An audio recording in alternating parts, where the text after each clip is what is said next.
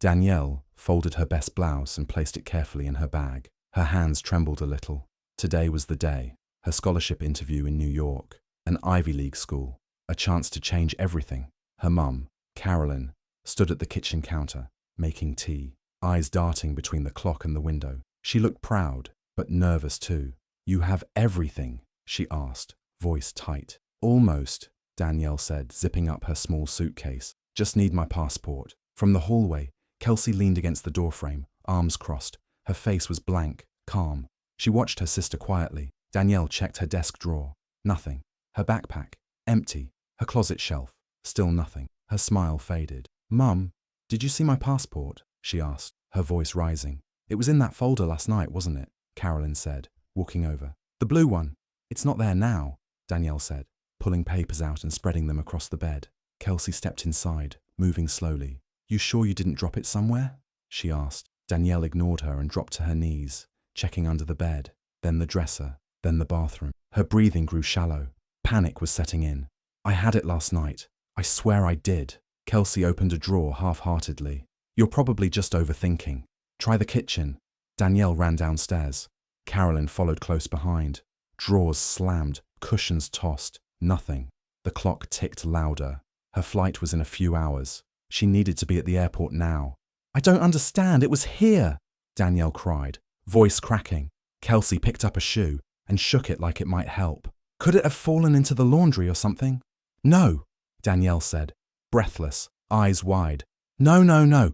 This isn't happening." She sat down on the floor, hands in her hair. Her shoulders shook. "I can't go. I'm going to miss it." Carolyn crouched beside her, holding her hand. "We'll call the board. Maybe they'll let you reschedule." Danielle didn't answer. She just kept whispering, "I had it right here." Behind them, Kelsey stood silently, her face unreadable. She looked at her sister for a moment, then turned away.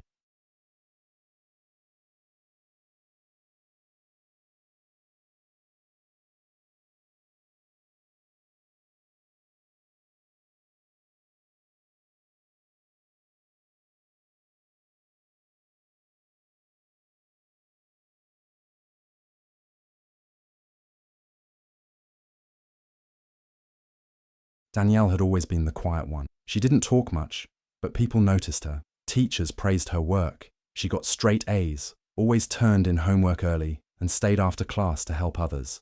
She was kind, polite, and serious about her future. Her mother, Carolyn, often said, "Danielle's going places. She's got something special." Kelsey, just 1 year older, was different. She was loud, funny, and the kind of girl people noticed when she walked into a room. She had a bright smile, pretty eyes, and a way of making friends quickly. But behind that charm was someone who felt like she was being left behind. Kelsey used to be the one everyone talked about. As kids, it was always Kelsey this and Kelsey that. She was the first to ride a bike, the first to win a school prize, the first to sing on stage.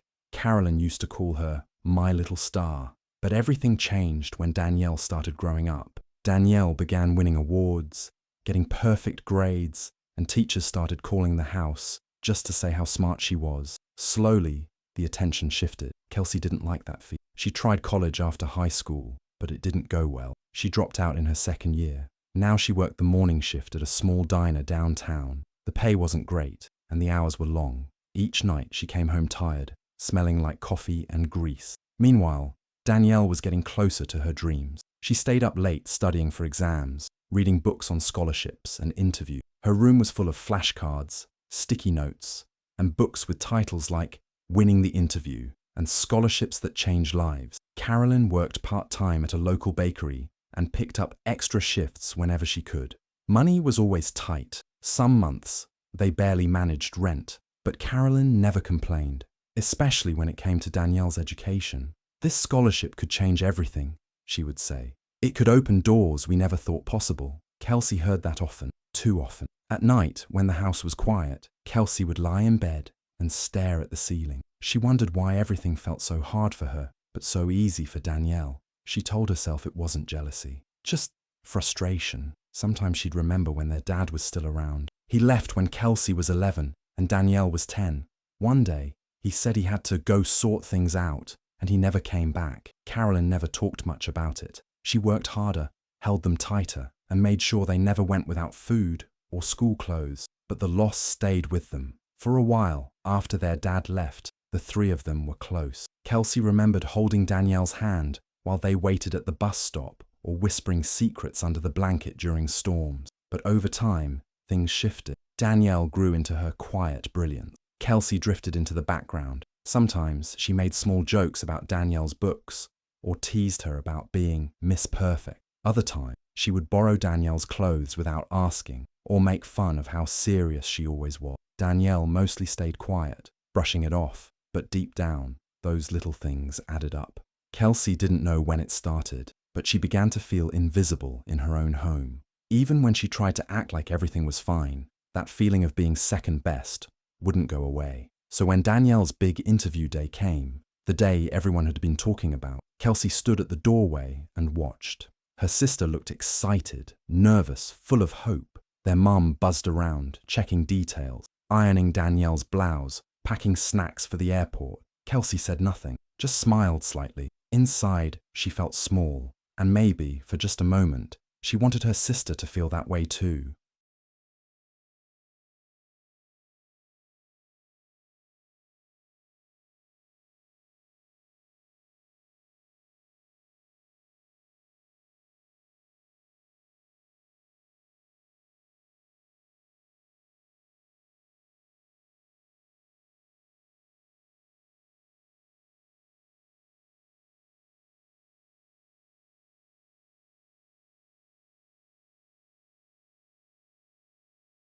Danielle sat at the kitchen table, with her laptop open, eyes tired and red.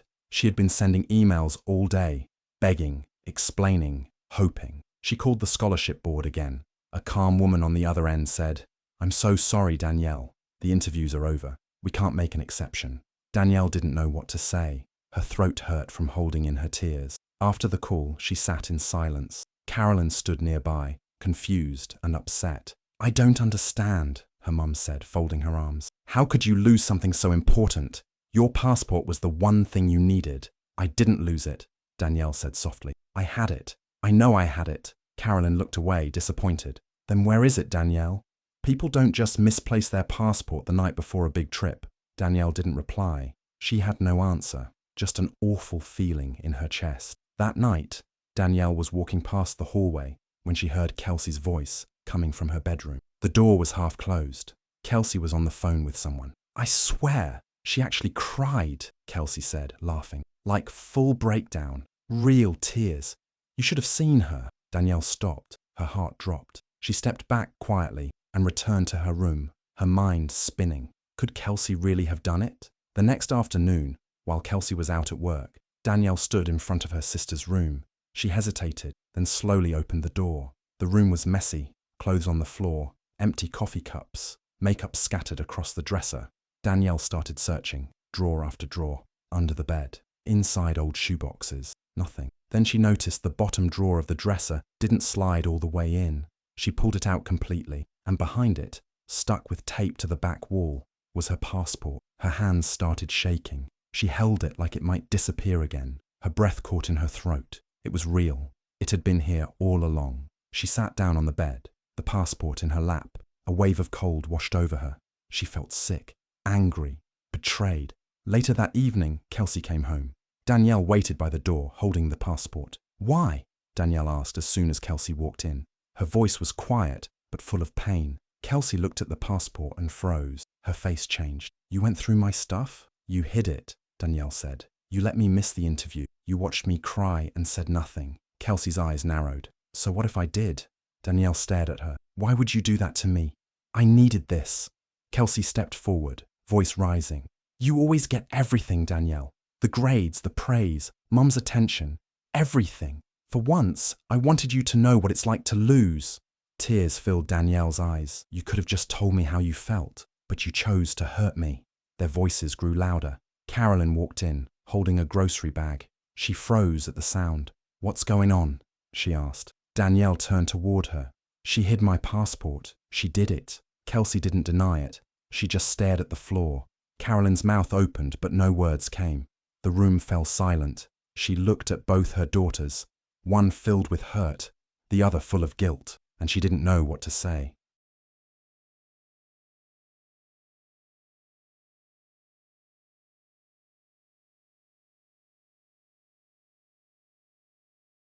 The house felt cold now, even when the sun was shining. No one laughed, no one talked much. Danielle stayed in her room most of the time, only coming out to eat or go to school. Even then, she barely looked anyone in the eye. Kelsey tried to act like things were normal, but nothing was normal anymore. She would walk past Danielle and mumble, "I didn't mean to. It was just a mistake." But Danielle didn't respond. Not once. At dinner, Carolyn would try to talk about small things, weather, school, work, but her words always fell flat. She looked at her daughters with tired eyes, feeling something had broken that might not be fixed. Danielle no longer studied like before. Her books sat untouched. Her room, once neat, was now full of scattered papers and clothes. She stopped going to school some days. When she did go, she sat in the back and didn't raise her hand like she used to. She felt like everything she worked for was wasted. Sometimes, at night, Danielle would lie awake remembering little things, like the time Kelsey wore her new dress without asking and spilled coffee on it, or when she told kids at school that Danielle still slept with a nightlight. At the time, Danielle had just rolled her eyes, telling herself it didn't matter, but now it did. She told her favorite teacher what happened. The teacher listened carefully and said, "You didn't deserve that, but you're not finished, Danielle. Apply again next year. People will see your worth." Those words helped a little, but not enough. Meanwhile, Kelsey was falling too. She had been showing up late at the diner, not focused, not smiling. Her boss warned her twice. On the third time he said, "I'm sorry, Kelsey. We have to let you go." She walked home in silence, hands deep in her coat pocket. She didn't cry. She just felt tired. One evening, the three of them sat in the living room. The silence was heavy. Kelsey picked at a thread on the couch. Danielle stared at her phone. Carolyn finally spoke. "There's something I need to tell you both." They looked up. "You're not full sisters," Carolyn said. Her voice was low, careful. "Kelsey, your father left when I was pregnant with Danielle. I didn't want either of you to feel different growing up, so I never said anything." The room froze. Kelsey blinked, confused. "Wait, what?" Danielle sat up straighter, her mouth slightly open. "I raised you both the same," Carolyn said. "You were so young. I thought it didn't matter, but maybe it does now." Kelsey's eyes narrowed. "So that's why you always loved her more." "No, Kelsey," Carolyn started, but Kelsey stood up, her face full of anger and pain. "She got everything, and now I know why." Carolyn shook her head. "It wasn't like that." Kelsey didn't answer.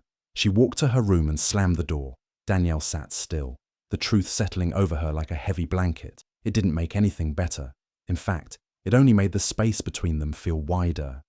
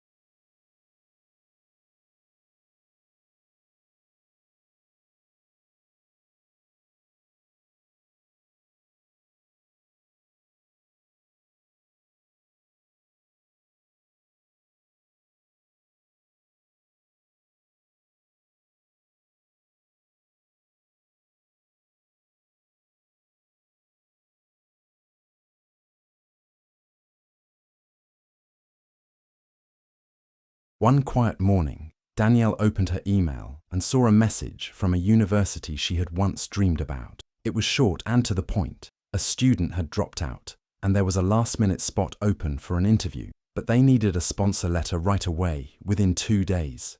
Her heart raced. This could be her second chance. She ran to tell Carolyn, "They need a letter, fast. Someone who knows me and can speak about my character." "I'll help," Carolyn said quickly. "We can write it tonight. I'll make sure it's strong." They worked on it together, late into the evening. Carolyn typed carefully while Danielle spoke softly beside her, going over her achievements and goals. When it was done, they printed it out and placed it in a folder to scan and send the next morning. The next day, while Carolyn was at work and Danielle was at school, Kelsey walked past the kitchen table and saw the folder. She stood there for a long time, staring at it. Her fingers touched the edge of the paper inside. Without thinking too hard, she took the letter, made a copy on her laptop, and started typing a new version. It sounded nice, maybe too nice. She just wanted to help fix things, to undo some of the damage. At the bottom, she signed the letter, but she forgot one thing. She signed it with her own name, Kelsey Thompson. Later that afternoon, the university called Danielle. A kind-sounding woman said, "Hi, we received your sponsor letter, but it seems to be signed by your sister." Danielle froze. Her voice cracked. "I didn't send that. My mum was supposed to." After the call, Danielle went straight home. She walked through the door with the printed email in her hand. Kelsey was sitting on the couch, watching TV. Danielle stood in front of her. "You sent the letter?" Kelsey turned her head slowly. "I was just trying to help." Danielle shook her head. "You lied again. You sent a fake letter in my name, and you didn't even sign it right." Kelsey stood up. "I thought it would show them how much I believe in you. I was trying to do something good for once." "That's not how this works," Danielle said, her voice shaking. "You don't get to destroy something and then act like saving it makes us even." Carolyn came in at that moment, holding a grocery bag. She stopped when she saw their faces. "What's going on?" Danielle turned toward her. "She sent the sponsor letter." In her name, Carolyn's face fell. Kelsey looked from one to the other, her eyes filling with tears. "I didn't mean to make things worse. I hate who I've become. I hate what I did to her, but I didn't know how else to fix it." Danielle stared at her, eyes cold. "You didn't ruin my life, Kelsey. You just reminded me who I can't trust." That hurt more than shouting. Kelsey lowered her head. She walked to her room and packed a small bag. That night, without a word, she left the house.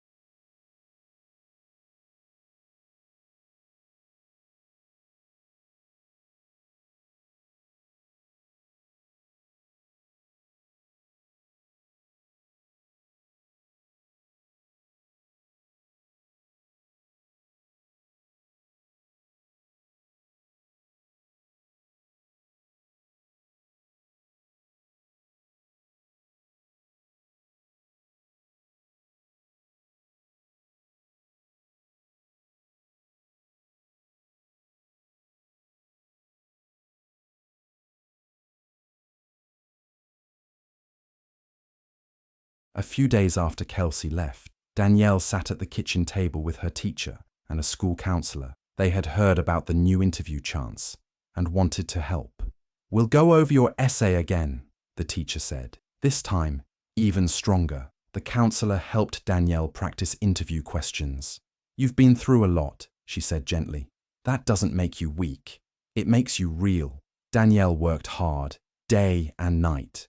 She rewrote her application, practiced her answers, and prepared herself. The day of the interview came. She wore a simple dress and held her folder tightly. Her hands shook a little, but her voice was steady. The questions were hard. They asked about her goals, her family, and how she overcame challenges. Danielle spoke from the heart. 2 weeks later, an email arrived. She had been accepted. She ran to Carolyn and showed her the screen. "You did it," Carolyn whispered. hugging her tightly. I don't know what I'd do without you. Danielle smiled, a real smile. It had been a long time since she felt proud of herself. Meanwhile, Kelsey was working at a factory in another part of town. The work was tough. Her hands were often sore and the hours were long, but she showed up every day, quietly, without complaint. One night, she sat in her small room, holding a pen and a blank piece of paper. She started writing. It wasn't perfect. The words were messy, but they were honest. I'm sorry, Danielle. I know I don't deserve your forgiveness. I just want you to know that I regret everything, not just the passport, all of it. I was jealous and lost, but you didn't deserve what I did to you. She folded the paper and kept it in her bag for weeks. Then one afternoon, while visiting the house when no one was home, just to drop off some things for Carolyn, she walked into Danielle's room. She stood there for a moment, looking around. It was still neat, full of books and quiet colors. She opened a drawer and gently placed the letter inside. Weeks later, Danielle found it while cleaning. She sat on her bed, holding the note in her hands. Her eyes filled with tears as she read the shaky handwriting. She didn't cry from pain. It was something softer, but she didn't write back. She folded the letter, placed it back in the drawer, and looked out the window. She was moving forward now. She was healing.